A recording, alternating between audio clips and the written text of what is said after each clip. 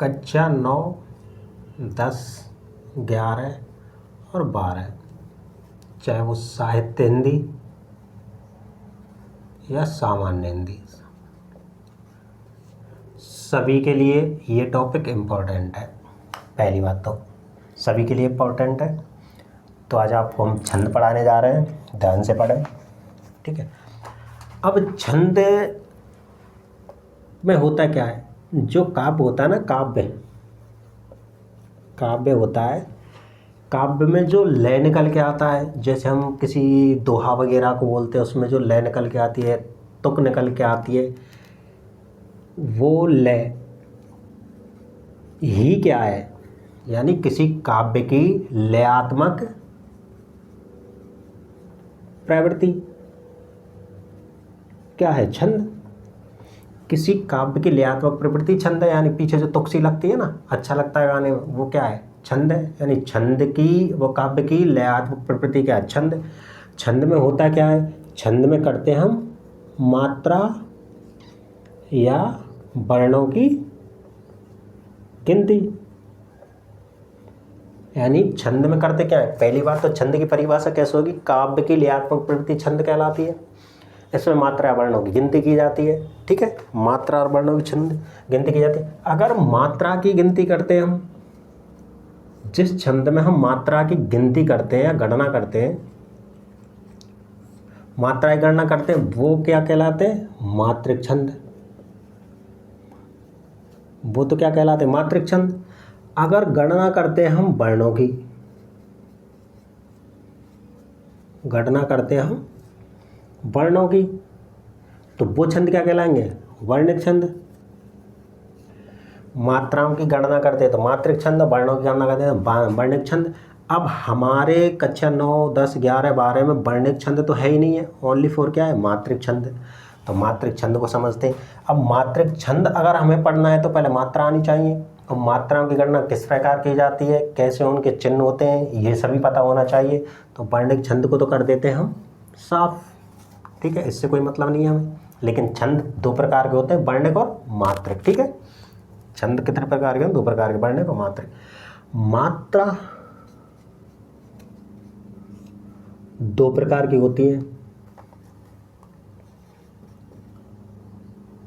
दो प्रकार की होती हैं। एक तो होती है लघु, एक होती है गुरु। लघु का मतलब होता है छोटी मात्रा, और छोटी मात्रा के लिए निशान लगता है ऐसा, ठीक है। और गुरु के लिए छंद में लगता है इस प्रकार का निशान, ठीक है, ऐसा होता है कुछ 5 जैसा, ठीक है। यानी ये तो गुरु मात्रा के लिए, ये छोटी मात्रा के लिए। अब मात्रा भी गुरु, लघु यानी छोटी मात्रा, यानी एक मात्रा, इसमें दो मात्रा होंगी, ठीक है। जैसे मात्रा लगेंगी, जैसे हमने लिया राम, राम में इसमें बड़ी मात्रा है, छोटी मात्रा है, यानी गुरु है, लघु है। गुरु मात्रा है तो इसके लिए ऐसा शब्द लग जाएगा, ऐसा चिन्ह लग जाएगा, और इसमें एक मात्रा है तो ऐसा लग जाएगा, ठीक है। मात्रा इस प्रकार लगेंगे। ये तो मात्रा लगाने का साधारण नियम है, लेकिन कुछ स्पेशल नियम और होते हैं मात्रा लगाने के लिए। तो मात्रा के उन नियमों को देखते हैं, मात्रा के नियम, इसको साफ कर देते हैं। मात्रा के नियम, अगर किसी की मात्रा लगानी है और उस वर्ण पर उससे अगला वर्ण, यानी संयुक्त वर्ण से पहले वाला वर्ण, संयुक्त वर्ण से पहले वाले वर्ण पर चाहे कैसी भी मात्रा क्यों ना हो, चाहे छोटी हो या बड़ी हो, उस पर गुरु ही मात्रा लगेगी। यानी संयुक्त वर्ण से पूर्व अगर कोई भी वर्ण है, उस पर चाहे छोटी मात्रा हो या बड़ी मात्रा हो, कैसी मात्रा लगेगी, गुरु की मात्रा लगेगी, ठीक है। अब एक होता है अनुस्वार। अगर किसी वर्ण पर अनुस्वार है, किसी वर्ण पर अनुस्वार है, तो मात्रा उस पर कैसी लगेगी, गुरु की। अगर किसी वर्ण पर अनुस्वार है तो उस पर मात्रा कौन सी लगेगी, गुरु की। अगर किसी वर्ण पर विसर्ग है, तो भी मात्रा कैसी लगेगी, किसी वर्ण पर क्या है विसर्ग, वर्ण पर क्या है विसर्ग, तो भी मात्रा कैसी लगेगी गुरु की। इनको बाद में समझाऊंगा तुम्हारे लिए कैसे लगेंगे, ठीक है। इसके जस्ट बाद में एक लेते हैं उदाहरण तो समझाते हैं, ठीक है। उस पर भी कैसी मात्रा लगेगी गुरु की। अब लास्ट में जैसे अंतिम आता है ना, अंतिम अक्षर आता है या अंतिम वर्ण आता है, उस पर मात्रा, यानी अंत में हम अपनी इच्छा से लगा सकते हैं मात्रा, चाहे गुरु को छोटी कर सकते हैं और लघु को गुरु कर सकते हैं, अपनी इच्छा अनुसार लगाते हैं। ये 4 क्या होते हैं मात्रा लगाने के नियम होते हैं, ठीक है। अब ये मात्रा लगेंगी कैसे, एक उदाहरण लेते हैं, उदाहरण से समझाएंगे, ठीक है। उदाहरण लेते हैं, उदाहरण से समझाएंगे।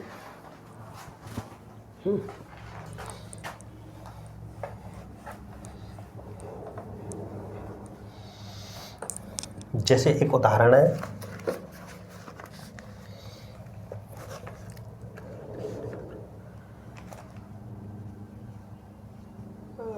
कबीर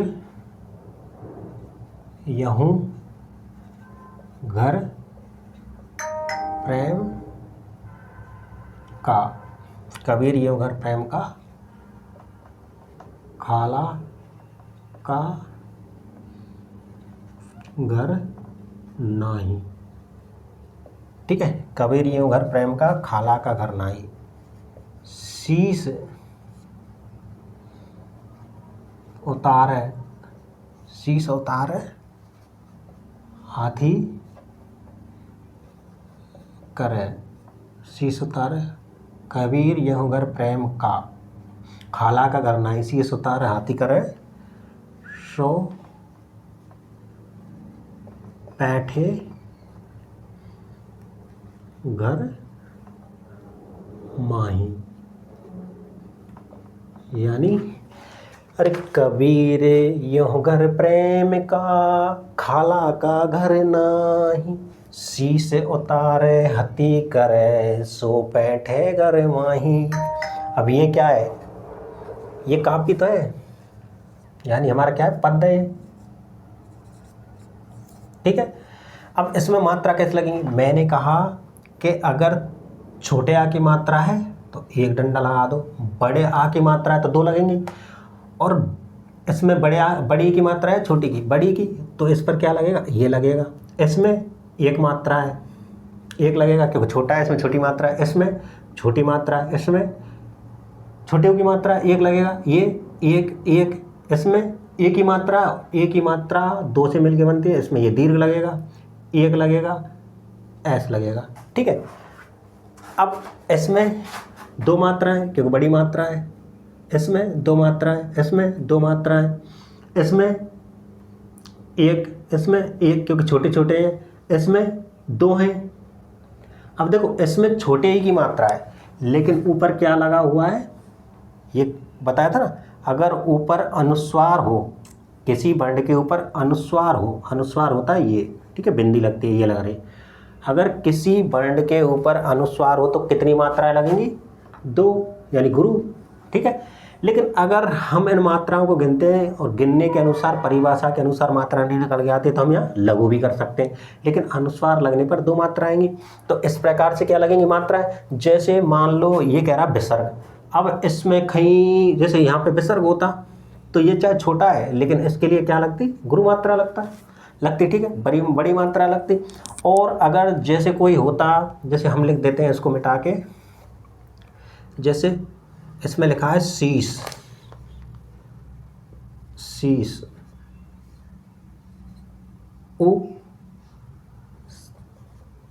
उस्त्रा कर देते हम। तो देखो ये लघु है, 1 मात्रा लगनी चाहिए, लेकिन ये नियम कहता है संयुक्त वर्ण से पूर्व कौन सी मात्रा लगेगी, गुरु की। तो इसको क्या कर देंगे, ये गुरु हो जाएगी क्योंकि संयुक्त अक्षर ये है, मिले हुए हैं दोनों, तो इससे पूर्व क्या है गुरु मात्रा लगेगी। ऐसे ही अगर किसी के पास विसर्ग आता है तो गुरु लगेगी, अंत में हम कुछ भी कर सकते हैं। तो ये क्या है मात्रा लगाने के नियम है, शायद आपकी समझ में आए होंगे, ठीक है।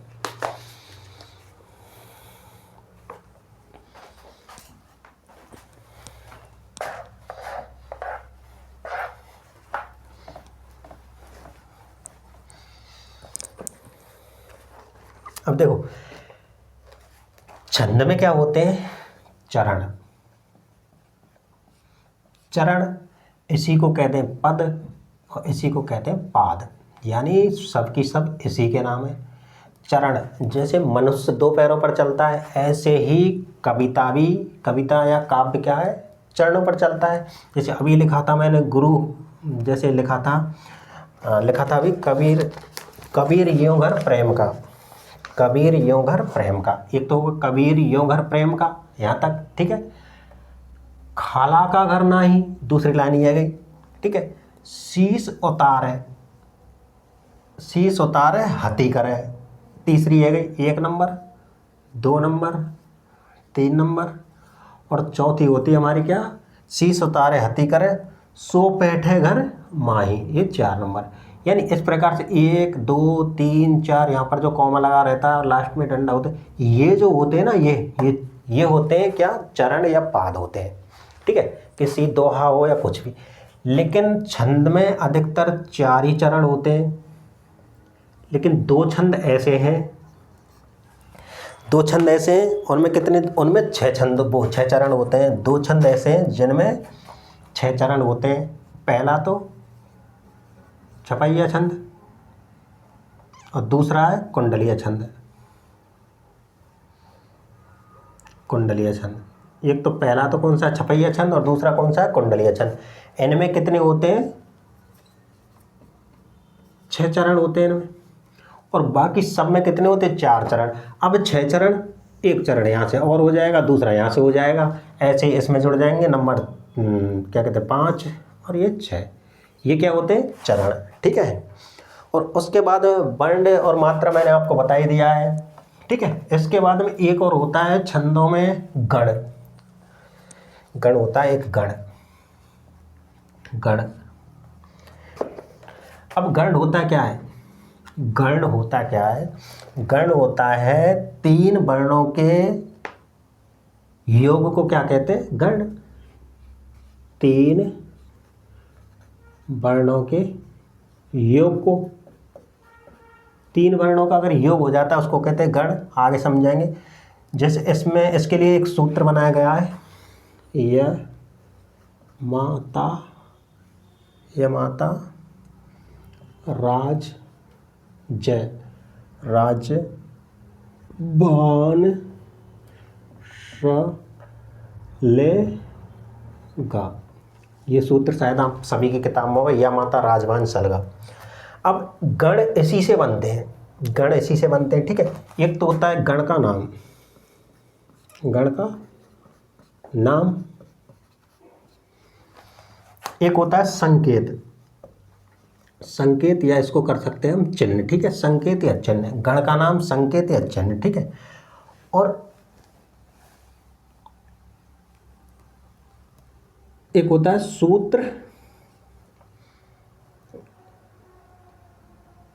सूत्रगत, या सूत्र में जो उदाहरण होता है ना, सूत्र उदाहरण, ठीक है, सूत्र उदाहरण। अब देखो जैसे गण, गण कैसे निकालते हैं हम? गण का नाम कैसे निकलेगा? यह है या, तो मैंने लिखा है 3 वर्णों के योग को क्या कहते हैं? गण। तो या से शुरू करेंगे, 3 लेंगे, तो पहला यहाँ से शुरू होगा, तो इसमें लगाएंगे य, इसका लिया और पीछे गण जोड़ देंगे, य ग डे, यानी पहला गण क्या लिया? यगण, या से। दूसरा लिया, अब ये पहला यगण ले लिया। अब इसके चिन्ह कैसे लगाएंगे हम? देखो ये लिख रहा है ना संकेत, यानी चिन्ह, यह छोटा है बड़ा है? छोटा है, एक लगेगा, म ता, यानी छोटा बड़ा छोटा, यानी लघु गुरु गुरु, ठीक है, लघु गुरु गुरु। यगण में जो संकेत चिन्ह आते हैं ये आते हैं, ठीक है। और ये निकल के सूत्र उदाहरण क्या होगा? यमा ता, सूत्र उदाहरण हो जाएगा इसका यमाता, ठीक है। अब दूसरा लेंगे माँ, और माँ के पीछे लिख देंगे मगड़। ये क्या? ये गण के नाम है, ये इनके चिन्ह है। अब देखो या से हमारा काम खत्म हो चुका है, अब मगड़ लिया है तो माँ से 3 तक शुरू करेंगे। क्या है? पहला गुरु, गुरु और गुरु, माँ गुरु है, ता गुरु है, रा गुरु है, तो इसके संकेत ऐसे निकल के आ जाएंगे। और इसका क्या निकल के आएगा? माँ ता रा, माँ तारा, ठीक है। अब तीसरा क्या है? तगड़, तगड़ आ जाएगा, यगड़ मगड़ तगड़, यगड़ तगड़ मगड़। अब इसमें क्या निकल के आएगा, देखो तगड़ में क्या है, पहला क्या है गुरु, दूसरा गुरु और तीसरा लघु। निकल के क्या आएगा इसका, ता रा और जे, तराज। ठीक है, ता तक ले लिया। अब आएगा रा, र ग डे, रगड़, रगड़ यानी रा लिया रगड़। ठीक है, और इसमें क्या है गुरु लघु और फिर गुरु। ठीक है, ये इनके संकेत हैं, इनको पेपरों में पूछा जाता है, बाकायदा पूछा जाता है, आपसे पूछ सकता है मगड़ के लिए संकेत सूत्र बताइए। ठीक है, तो आपको मगड़ के लिए क्या लिखना पड़ेगा, मगड़ के लिए गुरु गुरु गुरु। ठीक है, गुरु गुरु गुरु, मगड़ के लिए गुरु गुरु लिखना पड़ेगा।